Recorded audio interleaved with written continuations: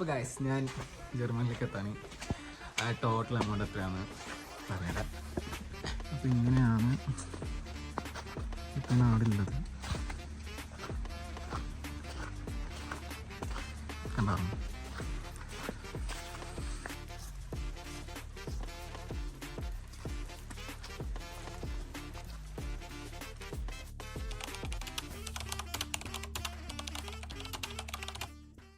Okay, അപ്പം first നമ്മൾ ജർമ്മനിലേക്ക് പോകുമ്പം 2 വഴി വരാം. ഒന്നുകിൽ ഏജൻസി ത്രൂ വരാം, അല്ലെങ്കിൽ നമുക്ക് സ്വന്തമായിട്ട് തന്നെ ചെയ്യാം. ഞാൻ ഏജൻസി ത്രൂ വന്നേ. പിന്നെയെന്ന് പറഞ്ഞാൽ ജർമ്മനിയിൽ തന്നെ പബ്ലിക് യൂണിവേഴ്സിറ്റീസ് ഉണ്ട്, പ്രൈവറ്റ് യൂണിവേഴ്സിറ്റീസ് ഉണ്ട്. പബ്ലിക് യൂണിവേഴ്സിറ്റീസിൽ ഓൾമോസ്റ്റ് ഫീസെല്ലാം കുറവായിരിക്കും. ഫീസൊന്നും ഇല്ല, നെഗ്ലജിബിളാണ്.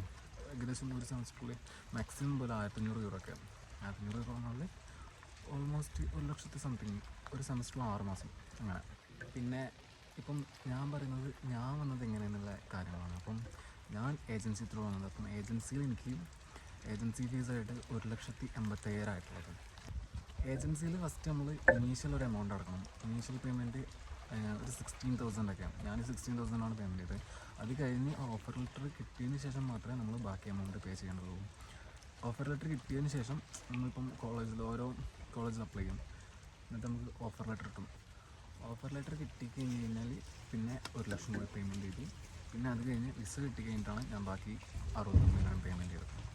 ടോട്ടൽ എനിക്ക് ഏജൻസി ഫീസായിട്ട് വന്നിട്ടുള്ളത് 1,80,000. പിന്നെ അത് കഴിഞ്ഞ് പാസ്പോർട്ട് 2 ടൈപ്പ് എടുക്കാം. ഒന്ന് നോർമൽ പാസ്പോർട്ട് എടുക്കാം, അല്ലെങ്കിൽ തത്കാലം എടുക്കാം. ഞാനെടുത്തത് തത്കാലമാണ്. തത്കാലമാകുമ്പോൾ നമുക്ക് 3,500 രൂപയാവും. നോർമൽ പാസ്പോർട്ടാണെങ്കിൽ 1 മാസം കൊണ്ട് എത്തുള്ളൂ, അത് 1,500 രൂപ. തത്കാലമാകുമ്പോൾ നമുക്ക് സ്ലോട്ട് എടുത്തിട്ട് പാസ്പോർട്ടിൻ്റെ ഓഫീസിൽ പോയി കാര്യങ്ങളെല്ലാം ചെയ്ത് കഴിഞ്ഞ് പിറ്റേന്ന് പോലീസ് വെരിഫിക്കേഷൻ, അന്ന് വൈകുന്നേരം തന്നെ പാസ്പോർട്ട് കൈമ കിട്ടിയിരുന്നു. അപ്പം തത്കാലമാകുമ്പം ഒരു 2 ദിവസം കൊണ്ട് കിട്ടും, നോർമലാകുമ്പം 1 മാസം കൊണ്ട് കിട്ടും. നമുക്ക് സമയമുണ്ടെങ്കിൽ നോർമൽ എടുത്താൽ മതി, ഇല്ലെങ്കിൽ തത്കാലം എടുക്കാം. പിന്നുള്ളത് APS ആണ്. ജർമ്മനിയിൽ പഠിക്കാൻ വരുമ്പം APS വെരിഫിക്കേഷൻ കംപ്ലീറ്റ് ചെയ്യേണ്ടതായിട്ടുണ്ട്. APS വെരിഫിക്കേഷന് 18,000 രൂപയാണ് ഇപ്പം ഫീസ്. APS വെരിഫിക്കേഷൻ ആവാൻ വേണ്ടിയിട്ട് 1 മാസം എടുക്കും, അപ്രോക്സിമേറ്റ്ലി 1 മാസം. APS കൊടുക്കുമ്പോൾ ശ്രദ്ധിക്കേണ്ടതാണ് എന്തറിയാമോ? APS കൊടുക്കുമ്പം നമുക്ക് യൂണിവേഴ്സിറ്റി പോർട്ടൽ ID-യും പാസ്വേഡും വെക്കണം. അപ്പോൾ അവർക്ക് ഈസി ആയിട്ട് ചെയ്യാൻ പറ്റും. പിന്നെ എന്ന് പറഞ്ഞാൽ ഒരു പ്രൊഫസറിൻ്റെ, നിങ്ങളെ യൂണിവേഴ്സിറ്റിയിലുള്ള നിങ്ങളെ പഠിപ്പിച്ച ഒരു പ്രൊഫസറിൻ്റെ മെയിൽ ഐ ഡി വെക്കണം. അതിപ്പം കോളേജ് ഡൊമൈൻ എടുക്കണം.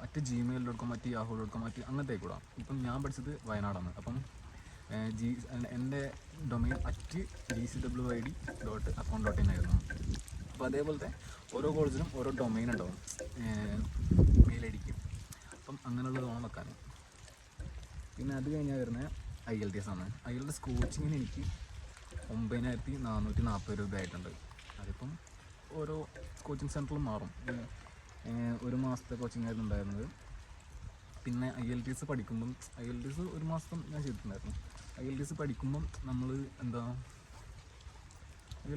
നമ്മൾ കാംബ്രിഡ്ജ് യൂണിവേഴ്സിറ്റീൻ്റെ CAM സീരീസാണ് റെഫർ ചെയ്യേണ്ടത്. പിന്നെ IELTS എക്സാമിന് 17,000 ഉണ്ടാവുക. IELTS എക്സാം നമ്മൾ ജർമ്മനി ഇവിടെ സ്റ്റുഡൻസിന് അക്കാദമിക്കാണ്, IELTS അക്കാദമിക്കാണ് എക്സാം അറ്റൻഡ് ചെയ്യേണ്ടിയിട്ടുള്ളത്. അത് തന്നെ 2 തരത്തിലുണ്ട്. പെൻ ആൻഡ് പേപ്പറും ഉണ്ട്, പിന്നെ ഓൺലൈൻ ബേസ്ഡും ഉണ്ട്. ഞാൻ ഓൺലൈൻ ബേസ്ഡ് ആയത്. Pen and paper typing speed ഉണ്ടെങ്കിൽ ഓൺലൈൻ ബേസ്ഡ് ആയിരിക്കും നല്ലത്. അതാകുമ്പോൾ പെട്ടെന്ന് നമുക്ക് ഈ സ്പീക്കിംഗ് സെഷൻസെല്ലാം നമ്മൾ ഇതായിരിക്കും, വീഡിയോ കോളായിരിക്കും. അപ്പോൾ നമുക്ക് അങ്ങനെ വലിയ സീനില്ല, ടെൻഷനും കാര്യങ്ങളൊന്നുമില്ല, എല്ലാം സ്മൂത്തായിരുന്നു. പിന്നെ യൂണിവേഴ്സിറ്റിയിൽ അപ്ലൈ ചെയ്യണം. ഒന്നുകിൽ ഓരോ യൂണിവേഴ്സിറ്റിയും ഡയറക്റ്റ് അപ്ലൈ ചെയ്യാം, അല്ലെങ്കിൽ യൂണിവേഴ്സിറ്റി ത്രൂ അപ്ലൈ ചെയ്യാം.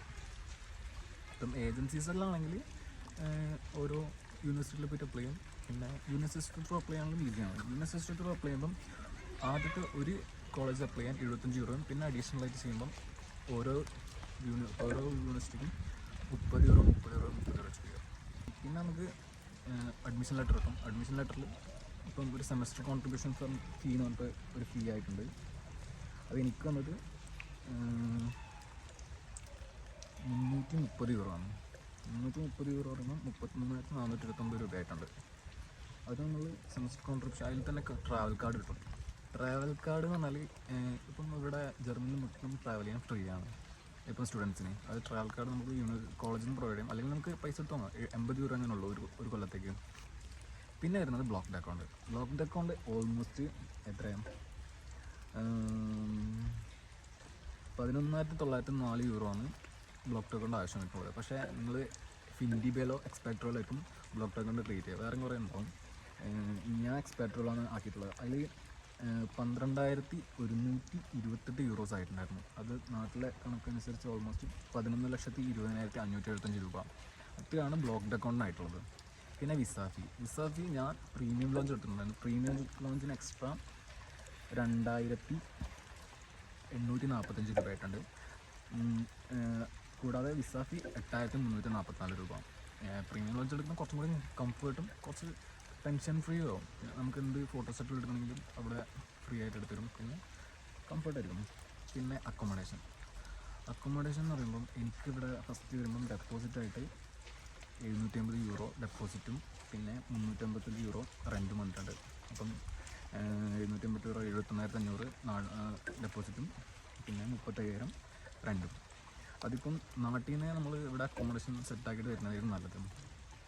കാരണം ഇവിടെ വന്നിട്ട് അക്കോമഡേഷൻ സെറ്റ് ചെയ്യാൻ ടാസ്ക് ആയിരിക്കും, ഫുള്ള് അലയും. നാട്ടിൽ നിന്ന് നമ്മൾ പൈസ അയച്ചിട്ടുള്ള ആവശ്യമില്ല, ഇവിടെ കോൺട്രാക്റ്റ് സെൻഡ് ചെയ്താൽ മതി.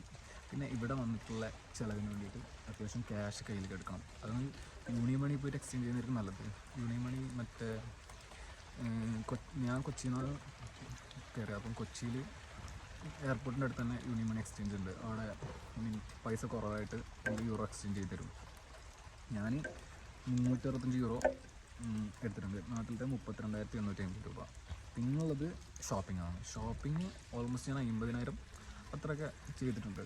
അപ്പം അതിൽ നമ്മൾ ഇങ്ങോട്ടേക്ക് വരാനുള്ള സാധനങ്ങളൊക്കെ അതാണെങ്കിൽ ഞാൻ വേറൊരു യൂട്യൂബ് വീഡിയോയിൽ അപ്ലോഡ് ചെയ്യാം.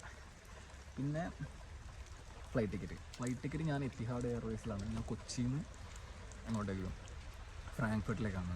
അതാണ് ഓൾമോസ്റ്റ് ചീപ്പെന്ന് തോന്നുന്നത്. ഫ്ലൈറ്റ് ടിക്കറ്റ് എനിക്ക് 28,903 രൂപ ചിലവായിട്ടുണ്ടായിരുന്നു. അപ്പോൾ ടോട്ടൽ എനിക്ക് ചിലവായിട്ടുള്ളത് 16,25,836 രൂപയാണ്. പക്ഷേ എൻ്റെ കയ്യിൽ നിന്ന് 17,77,000 ചിലവായിട്ടുണ്ട്. ഈ 1,51,164 കണക്ക് എനിക്ക് ഇപ്പോഴും അറിയില്ല. അത്രയാണ് ചിലവായിട്ടുള്ളത്. അതാണ് നമ്മൾ ഈ ചിലവാണെങ്കിൽ നല്ല ചിലവ്. അപ്പം നിങ്ങൾ സബ്സ്ക്രൈബ് ചെയ്യുക, അങ്ങനെയൊക്കെ ചെയ്യുക. പിന്നെ ഇതിൽ ശ്രദ്ധിക്കാനുള്ള കാര്യം എന്ന് പറഞ്ഞാൽ ബ്ലോക്ക്ഡ് അക്കൗണ്ടൊന്നും വലിയ സീനില്ല. അതെല്ലാം ഒറ്റയ്ക്ക് ചെയ്യുന്നവരൊക്കെ ആണെങ്കിൽ കുറച്ച് ഇതായിരിക്കും. പിന്നെ പറയാനുള്ളത് യൂണിവേഴ്സിറ്റിയിൽ എങ്ങനെയാണെങ്കിൽ ഞാനാണെങ്കിൽ വേറൊരു വീഡിയോ ചെയ്യുക. ഇത്രയൊക്കെ ഉള്ളൂ. അപ്പം എല്ലാവരും ഇവിടെ അടിപൊളി ലൈഫാട്ടോ. ഞാൻ വിചാരിക്കുന്നില്ല ഭക്ഷണത്തിൻ്റെ മാത്രം ഒരു പ്രശ്നമായിട്ട് എനിക്ക് തോന്നിയിട്ടുള്ളൂ. ഭക്ഷണം നമുക്ക് നാട്ടിൽ 4 നേരമാണെങ്കിൽ ഇവിടെ 2 നേരം എടുക്കും. പിന്നെ അത്രയൊക്കെ ഉള്ളൂ. ഇവിടെ സെറ്റ് ലൈഫാണ്. പിന്നെ ജർമ്മനിയോട്ടം ഇറങ്ങാം. ശ്രങ്കവംശനോട് പൈസ ഉണ്ടെങ്കിൽ യൂറോപ്പ് മൊത്തം ഇറങ്ങാം. ഇപ്പം ജോലിയൊന്നും കിട്ടിയിട്ടില്ല. അവിടെ തൊട്ടടുത്ത് പള്ളി ഉണ്ട്. അതിൻ്റെ പള്ളി കാണാം. ശരി, അപ്പം അത്രേ ഉള്ളൂ. എല്ലാവരും സബ്സ്ക്രൈബ് ചെയ്യുക. ശരി, പിന്നെ ഇതാണ് ആദ്യത്തെ വ്ളോഗ്. എല്ലാവരും സെറ്റാക്കുക.